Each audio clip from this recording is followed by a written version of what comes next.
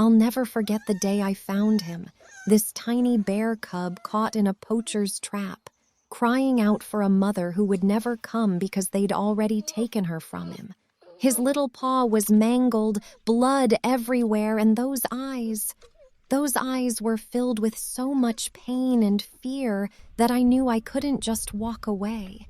I carefully freed him from that metal nightmare, wrapped him in my jacket, and carried him back to my cabin deep in the mountains where I spent the next 6 months nursing him back to health, feeding him with a bottle at first, then teaching him to forage, to fish, to be wild again. We formed this unbreakable bond during those long winter nights when he'd curl up next to the fireplace. But I knew he didn't belong with me. He belonged out there in the forest where he was born. The day I released him was the hardest day of my life. Watching him disappear into the tree line, part of me hoping he'd look back, but knowing he needed to move forward into his true life. 3 years passed, 3 long years where I wondered if he'd survived, if he remembered me, if he was out there living the life he was meant to live.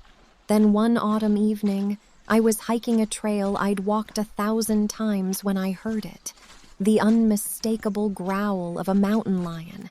And before I could even react, I felt the weight of it crash into my back, claws tearing into my shoulders as I hit the ground hard. I was done. I knew it. This is how it ends, alone on a mountain being torn apart by a predator. But then I heard the most terrifying roar I've ever heard in my life, and suddenly, the weight was gone. I looked up, blood pouring down my face, and there he was, my bear, now fully grown and massive, standing between me and that mountain lion with a fury I'd never seen before, and on his front left paw, I could see it, the scars from that trap all those years ago. He fought that lion with everything he had, sending it running for its life, then turned to me, walked over slowly, and nuzzled against my face just like he used to do as a cub. In that moment, I understood something profound.